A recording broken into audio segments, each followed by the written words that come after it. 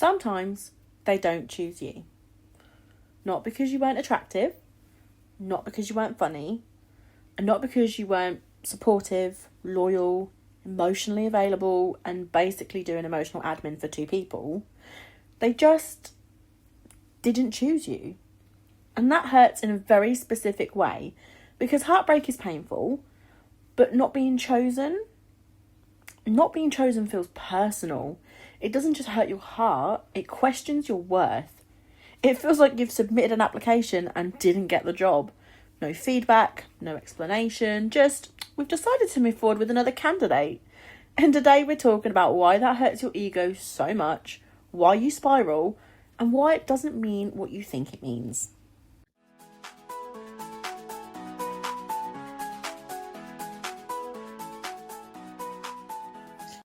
When someone doesn't choose you, it activates something very primal.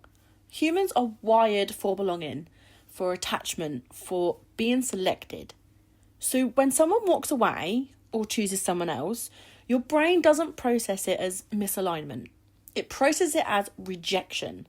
And rejection feels like danger. Your nervous system lights up, your ego gets bruised, and suddenly you're not just sad, you're analysing. Because somebody doesn't choose you, your brain does not handle it calmly. Your brain does not say, "Ah, yes, mutual misalignment." No. So what do our brains start doing? We replay every conversation, every argument, every moment you were too much, every moment that you weren't enough. And you think, was I too emotional, too available? Should I have been more chill? Your brain goes full detective mode, and suddenly you're replaying conversations from 3 months ago like it's CCTV footage. Was it when I double texted? Was it when I said I liked them? Was it when I showed an emotion like a human being? And then you do the worst thing. You look at the person they chose. You turn into a private investigator with Wi-Fi and trust issues. And now you're analysing everything.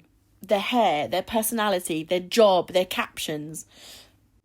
You're zooming in like, okay, they drink iced coffee. Should I be drinking iced coffee? Suddenly you're comparing your entire personality to someone's Instagram highlights.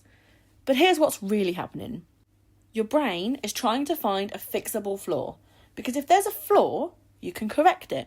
If there's no flaw, you have to accept that sometimes you can do everything right and still not be chosen. And then we're not healing, we're conducting research. And that's harder. Because rejection feels personal, even when it isn't. So let's talk about why this hurts more than a breakup. Breakups hurt. But at least with breakups, there was something defined. You were chosen at one point. Not being chosen at all, that hits different. When someone doesn't choose you fully, it feels incomplete, unfinished. You didn't lose something secure, you lost something that might have been. But because you're not just grieving a person, you're grieving potential, that potential is dangerous because it's perfect in your head. You didn't get far enough to see the red flags. You didn't get far enough to argue. You didn't get far enough for reality to kick in. And that might have been is powerful. Because the mind romanticizes potential more than reality. So now your brain creates a fantasy relationship that never existed. And you think, well, we had amazing chemistry in my imagination. You don't mourn what was, but you do mourn what could have been. And almost love is harder to grieve because it never got the chance to fully disappoint you. Your brain fills the gaps with fantasy. It says, if they had chosen me, it would have worked. But you don't actually know that. So here's the brutal truth. Sometimes they liked you. They enjoyed you. They enjoyed your company. They thought you were great and they felt something, but not enough. They didn't feel deeply enough to choose you long term. That is not the same as you not being enough. And that's brutal to hear because we're taught that love grows if you nurture it. But feelings aren't merit-based, can be incredible and still not be someone's person. You don't earn deeper emotion through effort because feelings are not a reward system. Love is not a loyalty card. You don't get free commitment after 10 emotional breakdowns. You don't unlock commitment by being more patient, and you don't earn love by being more understanding. And you definitely don't get bonus points for suffering quietly. And here's what really stings, is that you can do everything right and still not be aligned, because it's either mutual or it isn't. And why do we take it so personally? We take it personally because we attach being chosen to being valuable and our worth. So when someone doesn't choose us, we think, I must not be enough. We think, if I was more attractive, or if I was more calm, if I was less emotional, they would have stayed. But here's the thing. When someone chooses someone else, your ego compares, and comparison is violent to your self-worth. You start measuring yourself against someone you barely know. Not being chosen feels like a public ranking system, but relationships are not competitions, and you weren't in a contest, because that's not what happened. You weren't not enough. You just weren't their person. You were in a connection that wasn't mutual. You can be in a 5-star restaurant and somebody will still want McDonald's. That doesn't make you worse. It just means people choose based on preference, not quality. Not being chosen bruises your ego because you believed they saw your value. You thought it was building. You thought it meant something. And then they walk away. And now you're left thinking, did I imagine everything? No, you didn't imagine it. They just didn't feel enough to continue.